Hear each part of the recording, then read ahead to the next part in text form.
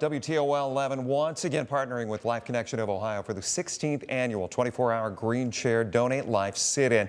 It is all to raise awareness of the importance of organ donation, and all day long we have been sharing stories with you about how organ donation has changed lives. Joining me right now during the commercial, and I hate to say it, during Chris's weather, we were having a chance to catch up here, but Andrea, she has been doing this a number of years. You and I have never had the pleasure of meeting, but you were just kind of filling me in on Donovan's story, and kind of, I asked you specifically, and I wanted you to share with people at home, is today a day of strength for you, or is today a day of sadness for you? It's both. Yeah? It's both. How so?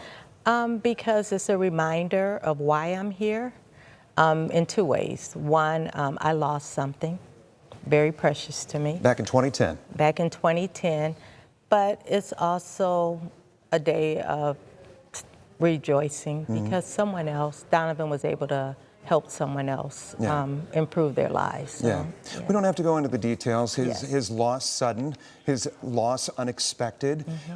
He was your helper, you said. if there was something to do around the house, he was Johnny on the spot. He was Johnny on the spot. I mean, I can pull him away from anything. If I just needed something put together or anything, I could always count on Donovan being by my side helping me, and that was from early on. Walk me through the day, the shock of knowing that you had lost something so precious to you, but then being educated on what opportunity was there to see Donovan go on, to live on. So I had never discussed organ donation with Donovan. He was 28. Actually, the conversation didn't even come up at home at all. And on that day when... and why would it, right? Unless you've been impacted by it somehow? Correct. And even though I worked at the hospital, that wasn't my area. So I knew it existed, but it wasn't a topic of conversation at our table. But you had somebody bring it to your attention. I did. So while I was in the ER, I met the coordinator for organ donation because Donovan was declared brain dead. So when he approached me about the organ donation, I immediately said no.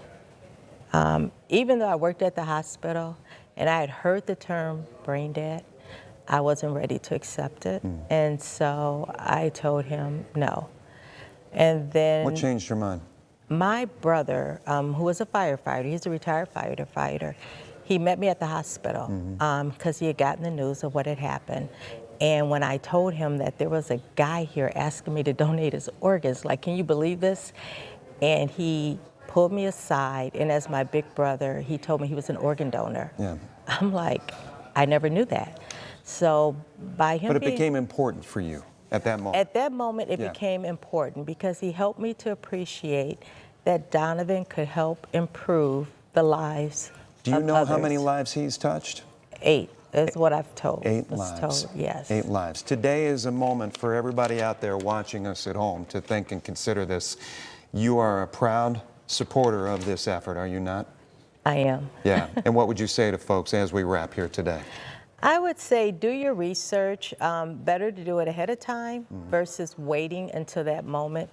But even in that moment, I think Life Connection and the coordinators, when they step in, they can help you come to a good decision. But I would definitely think it over and talk it over with families and let them know what your wishes are. We appreciate your strength. Thank you. We appreciate your story. Thank you. Thanks for being here. Thank you. Absolutely.